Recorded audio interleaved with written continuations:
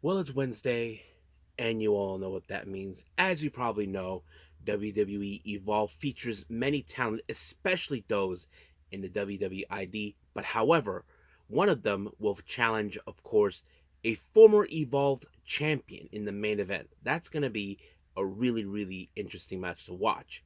And then, of course, we have AEW Dynamite. As you know, we are on the road to Dynasty. Kenny Omega, of course, will be in action. We have Toni Storm and Thunder Rosa teaming up to take on Megan Bayne and Penelope Ford. And a lot of things also taking place, and also names are being dropped for the upcoming Owen Hart tournament. So we can't wait to see how things are going to roll up. And then finally, of course, as always, we cap up our episode with some news updates to give you guys updates on what's been happening in the world of wrestling, such as what events and promotions are thrown out, who's booked, what matches are set, including developments that are happening in the world of pro wrestling as we speak.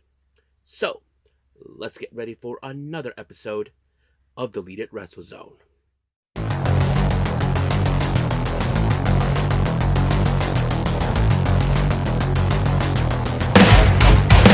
Are you ready? Get up, get up! Get up, get up! Get up, get up! Get up, get up! Get up, get up! Get up, get up!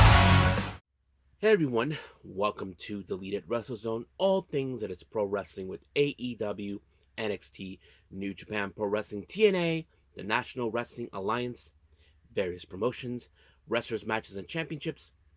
I am your host, J Rod here. So, if you are new to the channel, welcome. This is a channel we do a lot of pro wrestling reviews from various promotions, not only here in the United States, but also in Japan, Mexico, Canada, Europe, the UK. Anywhere in the world pro wrestling is not as big, but it continues to grow. We also, of course, do discussion videos, talk about various topics such as the wrestlers themselves, the promotions, factions, storylines, whatever we want to talk about. We also, of course, do more news updates. If certain information was unable to be on this episode, we can either put it on the next one or on a separate video by itself. We also, of course, do real-timing news updates to keep you guys on alert if something has happened in the world of wrestling that needs to be addressed ASAP. We also, of course, got the Unagi Sayaka Watch and various other cool wrestling content as well. So if you like what you see, please subscribe to us to click on that subscribe button. You'll be getting a lot of daily reviews and other cool wrestling content as well. But if you like this episode, please give us a like on the like button or a nice comment in the description down below. Now, all introductions set aside, I believe it's time to call this meeting into order. So, let's begin with WWE Evolve.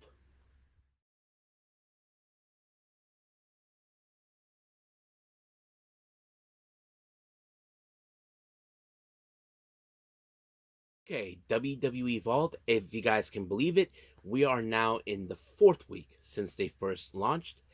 But, of course, that's not the bigger issue, or I have to say, it's very interesting how we are now begun with this show. So let's begin with our very first one, with the C, of course, with the opening with NXT General Manager Ava talking to Stevie Turner and a guy named Chewy Martinez. Don't know what's this about, but it seems like Stevie Turner might have been put in charge of WWE Evolved. So she decided to do a little promo saying that whoever steps up to impress her in the next match, well, the people who stepped up was Wolfgang and Sam Holloway. So those two ended up being in the match. Now, I want to say that these two guys really impressed me. Now, Wolfgang, you guys know who he is. As a member of Gallus, he is one of the toughest SOBs that you've ever seen. And of course, he doesn't back down, he doesn't hold any punches. But when it comes to Sam Holloway, he's a guy who I barely seen. But what's impressive that he was able to hold out as long as possible against Wolfgang. I mean, I would have assumed Wolfgang would have won this match already, but he didn't. He just waited and waited and waited. Just enough, of course, until he was able to pick up the one shot that he needed, and that's, of course, a swanton bomb. Now, I cannot recall if ever used it. I mean, we have seen bigger guys like Warlord, for example. He used that, but he was able to pull it off and picked up the win. 1, 2, 3. It was over.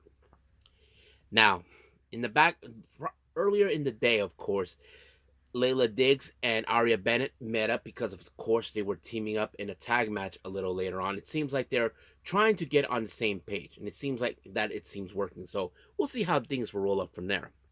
Now, in the VIP section before the next match, Carly Bright was there, of course, enjoying herself, and of course, being a cheerleader to her tag partner, Kendall Gray, who will have her singles match against WWE ID Zara Zacker. Now, of course, some of you may think just by watching this, Zara Zacker would definitely pick up the win. Now, Kendall Gray, I can say this, that she does have potential to be both tag and singles competitor. And I think that's a good thing because we've seen her how much she has grown, especially when she was on NXT Level Up, and she has shown what she can do.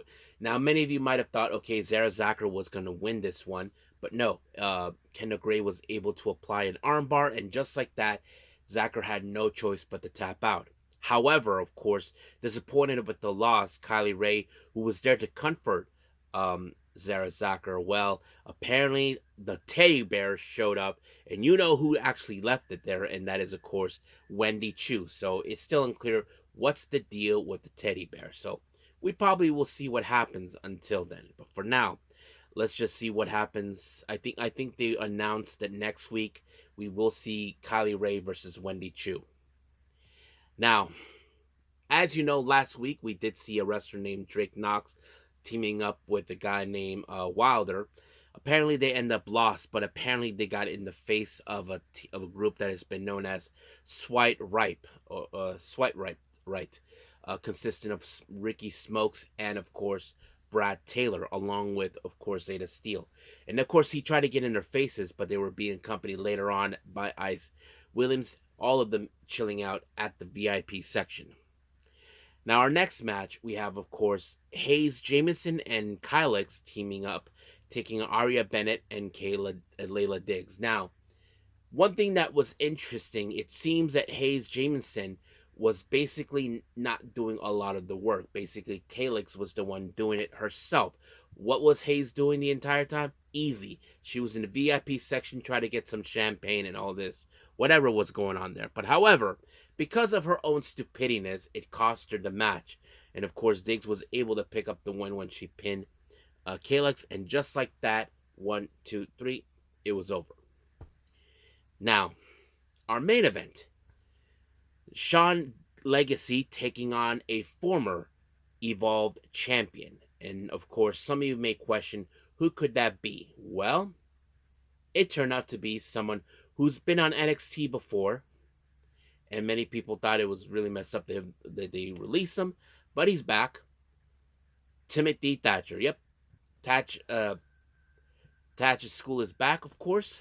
You probably would think in some ways, oh, Timothy Thatcher's going to break him. I mean, we know the kind of technical expertise, of course, Timothy Thatcher is. I mean, those who know him, he is an incredible wrestler, especially in the technical wrestling world. You know, right there with, of course, like Zack Sabre Jr., Hechiseto, all those guys. But you ask yourselves, does Sean Legacy has what it takes to defeat him? Well, that's a good question. I mean, he held up as much as possible until he applied the finisher, the shambles, and just like that, 1, 2, 3, it was over. And then, of course, he gained the respect of Timothy Thatcher. But however, as you know, Sean Legacy in the first show, him along with two others defeated Swipe Right in a six-man tag match. Well, they were intending to show him a message until Cappuccino Jones and Jack Cartwheel showed up. Ice Williams, well, he seems like he was on the side of Swipe Right. Well, he decided to side with the other team instead. So we don't know what's going to happen next week, but I can't wait to see it. So until then, we'll end things here with WWE Evolve and move on with AEW Dynamite.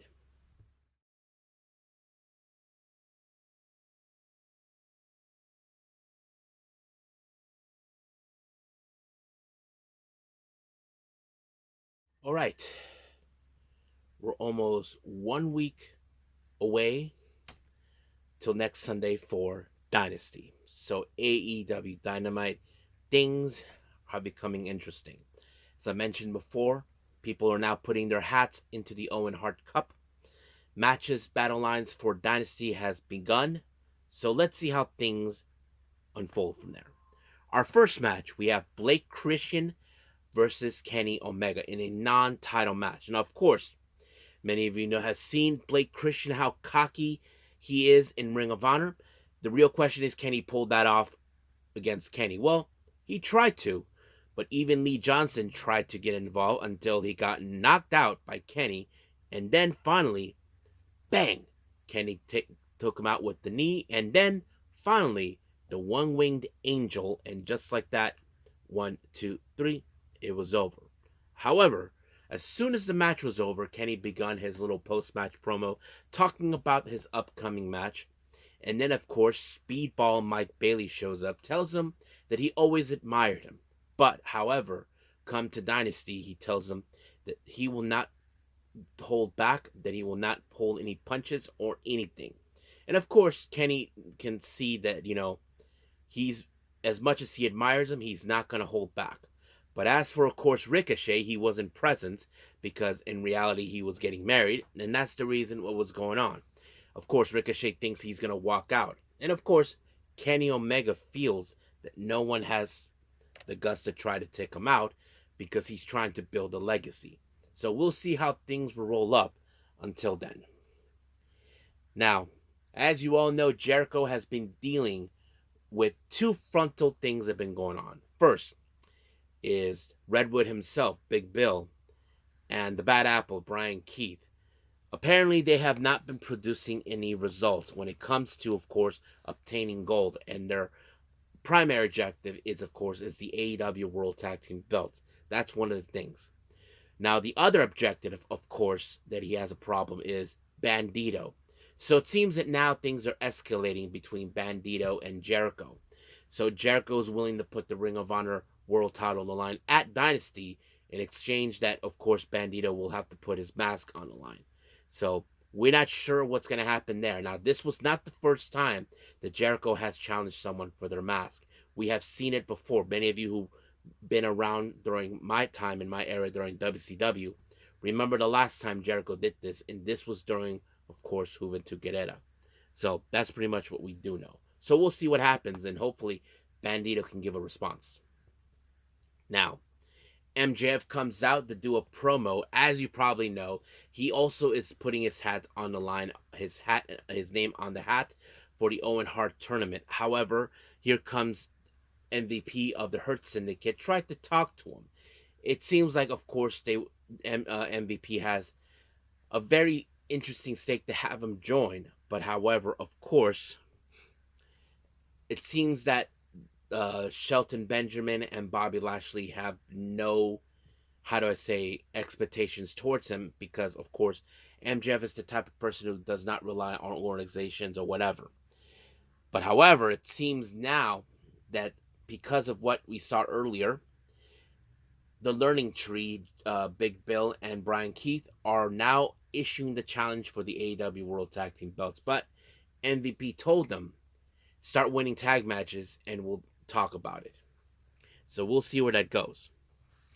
Now, before their next match, Renee Paquette does an interview with Toni Storm and Thunder Rosa, of course, because they will be facing Megan Bayne and Penelope Ford. But the real question is, can they coexist? Because we know the last time they have faced each other, and that wasn't pretty. But we'll see where that goes. Our next match, we have Brody King versus Kyle Fletcher. Of course, this was going to be a brutal match. I mean, Brody King is a big dude. Now, you would have assumed things will go on, but however, that snake of a grass, Don Callis, who does not want to see his talent lose, decided to distract the referee, giving Mark Davis time to pull Kyle Fletcher away from, of course, the corner when Brody King was about to apply the cannonball. But later it was set up to, of course, the Brody King in the corner buckle brainbuster, and just like that, 1, 2, 3, it was over. And then, of course, there was a beatdown on Brody King in the post match. However, Powerhouse Hobbs showed up, who has unfinished business with, of course, the Don Callis family.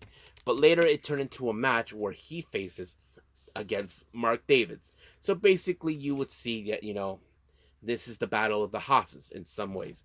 And of course, Don Callis was there watching, but he had to suffer that watch when he saw Mark Davis got spine bust by uh,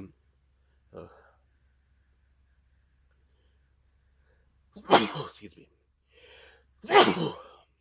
by Hobbs, and just like that, 1, 2, 3, over. Now, Lex Luger conducts an interview with Nick Wayne. Now, Nick Wayne wanted to set the record straight about exactly what was going on. It turns out, of course, from what he mentioned last time to to Christian, my bad. If you guys remember, he said that you aborted the plans that we thought.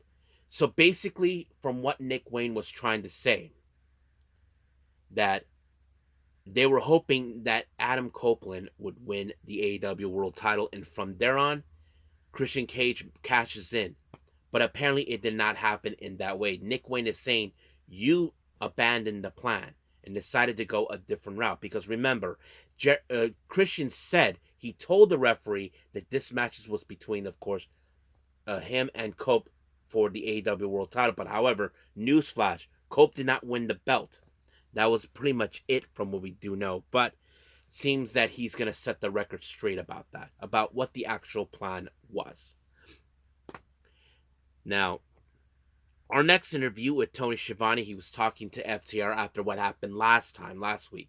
So, of course, Dax Harwood kind of let it out, saying that, sorry, I lost my composure and all this and that.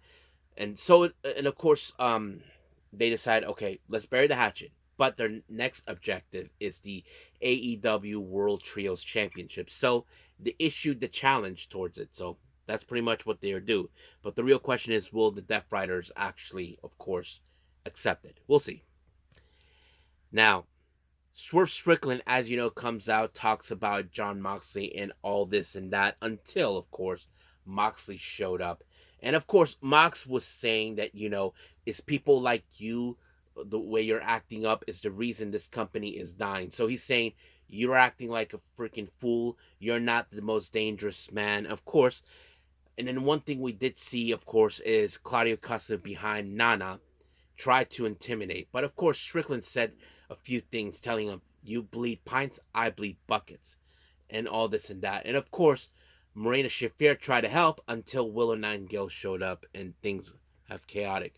But of course, Swerve is 100% positive that he will walk out as the AEW World Champion at Dynasty. So we'll see things, how that rolls up. Now, Samoa Joe had a little nice chit-chat with Hook about what happened with Max Caster. Like, why, man? Why did you say it? Come on, man. You know he's annoying as hell. It's really fun to choke him out. Until they see him, and of course Shibata was videotaping this. You see Max Caster talking to Top Flight and Aerie Fox, trying to act like it's all about him and all this and that. And of course, when he noticed Shibata was there, he was not aware that Samoa Joe was there and choked him out. And of course, they said hi to Top Flight and all this. However, Max was still there lying around. And of course, Samoa Joe's like, yeah, you're right. It's really fun to choke him out. So basically, that's how things ended right there with those two. Now, as I said before, names have been dropped for the upcoming Owen Hart tournament. Jay White is one of those guys who is confident to believe. He knows that last year was not his, did not go according to how he would have wanted. But now it seems like he is going to try again. So basically, he is putting his name on the hat. We do know, of course, MJF has his name in the hat. So does Will Ospreay, Hangman, and all this other stuff. So we'll see how that goes up.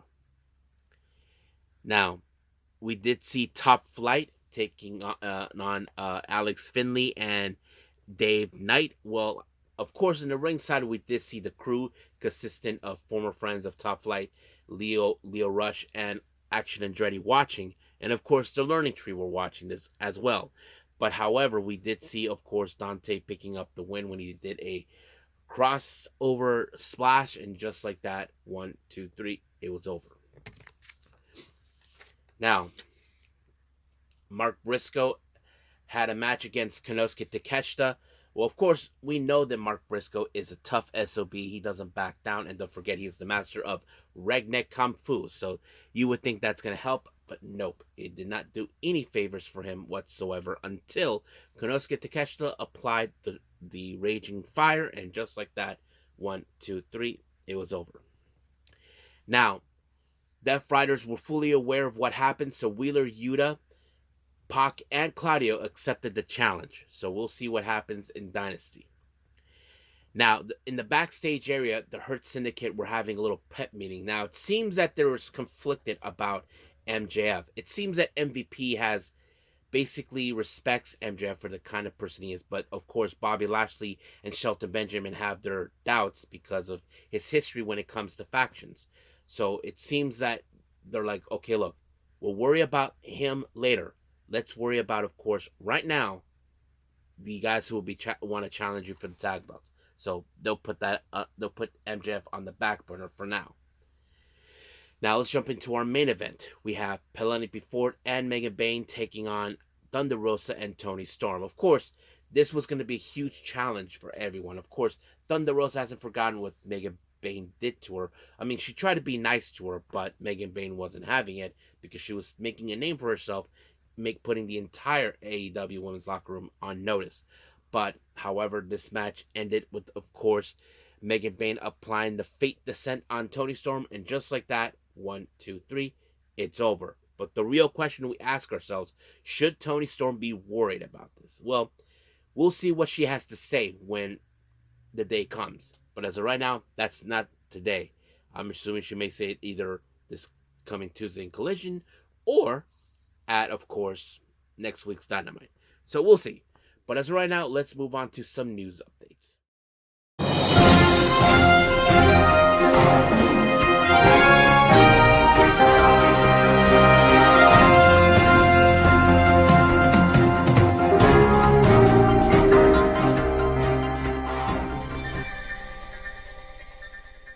Okay, so welcome to our news updates. So let's begin with some upcoming events. As you know, we're getting closer and closer to Battle Riot 7 by MLW. They'll take place on the 5th of April in LA. 3 more names have been announced for the upcoming Battle Riot. We have former, of course, MLW World Heavyweight Champion Tom Lawler. We have Matthew Justice and, of course, Ultimo Guerrero. So those are the recent names that have been added into the Battle Riot. As you all know, Wrestling Revolver will be making their debut in Chicago on the 5th of April as well. 3 matches have been announced. The first one is for the World Tag Team Belt in a 4-way match. We have Macombre versus Latinos Most Wanted versus Tie or Die and Alpha Zig. So basically, Macabre is the champion, so we'll see how that rolls. Then we have Havoc versus Rachel Armstrong, and then finally Ace Austin versus Marcus Mathers. So yeah, and then of course, as you know, we have the WWE ID Championship Tournament taking place in GCW on the 16th of April. Well, there's going to be a non-tournament matchup for that one. They announced Jack Cartwheel, Cappuccino Jones, and Sean Legacy taking on Ricky Smokes, Brad Taylor, and Jackson Drake. Now, GCW Bloodsport 13, as you probably know, is going to happen on the 17th of April in Las Vegas. Well, this is a dream match I think that many of you want to see. Natalia Neidhart, or Natty Neidhart, will take on the Pink Striker, Miyu Yamashita. And of course, Miyu told this on X account, telling Josh Barnett, thank you for making my dreams come true. And this was one of her dreams, is to face Natty. So that's really awesome to hear. Now, as you all know, DDT will be in Las Vegas as well. Their show will take place on the 18th of April. However, we just found out there is a brand new DDT Universal Champion. Well, Minoru Suzuki defends the belt against Yoshihiko. So that's going to be a real fun match to watch. Now, as you know, we do have Texas Wrestling Cartel Mob Ties taking place in Las Vegas on the 18th as well. are we do have a 6-man tag match. I really hate that noise. So anyway, we do have, of course, Houston Hendricks teaming up with Fly Def. They take on the guys from DDT, or more specifically Z-Brat, Shun Skywalker, Ishin, and Minoru Kota. And then finally, as you know, the latest Maple Leaf show will take place on the 10th of May, and it's going to be a 20-man championship tournament for the first ever major MLP Canadian Championship, and PCO is the latest name. Now on to some developments. Many of you remember on the much recent news updates that I put out, House of Glory will be making their way to Orlando. Now, it's not just to have shows there. It turns out that they're expanding the wrestling school all the way to Orlando. But they didn't mention that they will have, of course, live events taking place as well. But if you guys know any wrestlers in the area of Orlando, any of my subscribers from that general area in Orlando, if you know any friends that would love to sign up for to learn how to be a wrestler, go on contact at house of, contact at hogwrestling.net. So let me repeat that again. Contact at hogwrestling.net. So yes. Now, it was later revealed by, of course, as you know, Gail Kim is no longer part of TNA. She's been fired. But Sean Rossap of Fightful Select reports that she does not have any non-compete clause. So that's a good thing.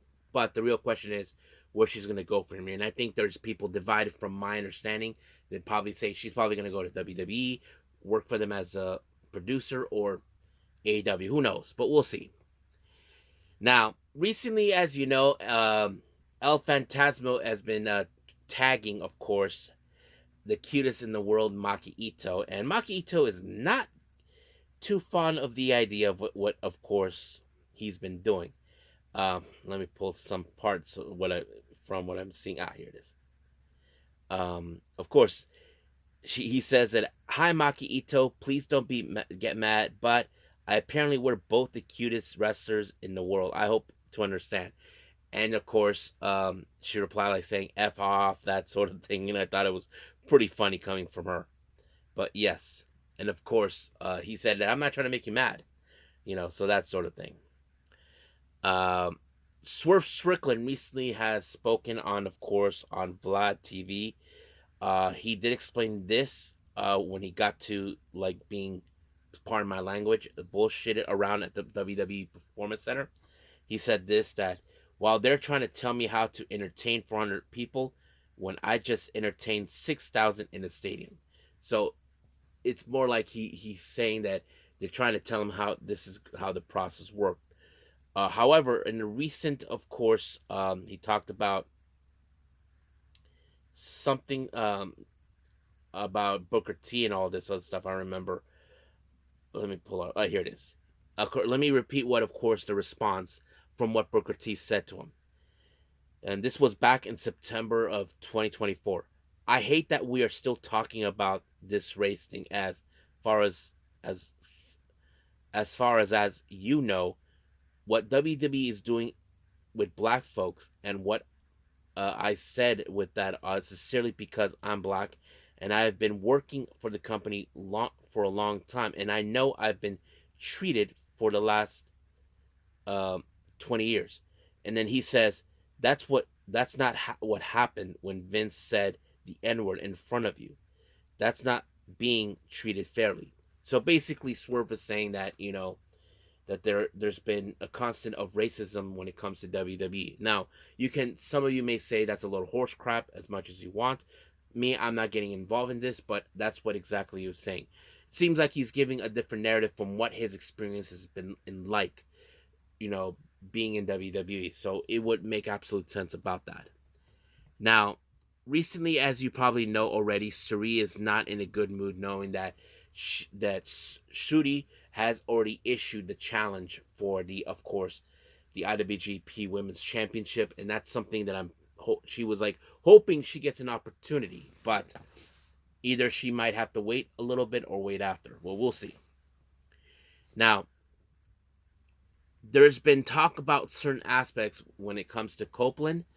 As you know, his wife, Beth Phoenix, there are some people are saying if there are any chances that, of course, she may appear in AEW. She said that she's not shut down the door yet, but however, we won't know for sure until that day happens. So we'll see what happens. Many of you may have heard that, of course, Saraya is in fact is planning to departure from WWE. I mean to AEW and possibly making her return to W. But of course, she said there was no animosity between both Tony Khan and herself. She does respect him and appreciate his him getting her input and all that stuff. So yeah, so we'll see what happens until then. But we'll just gotta wait and see. So as of right now, let's call it a day. Well, I hope everybody enjoys this episode. Coming up, as you probably can guess, we have Ring of Honor and TNA, but we also have, of course, the upcoming of New Blood 20 event. The main event features the New Blood tag team belts. EXV members Hanako and Waka Tsuyukama, known as Rice and Bread, will defend their belts for the second time against Cosmic Angel members Yuna Mizumori and Aya Sakura, also known as Sakura Dumana. Sakura Damanan, I think that's the name. And we'll see what happens until then. Will Aya Sakura become double champion? That's something we just have to wait and see. And of course, we'll see what happens. If there's any other events, we'll see from there. But as of right now, until then, I will see you guys in the next DWZ time. Same DWZ channel. I must bid all of you adieu. So, goodbye. And have a nice day. Bang.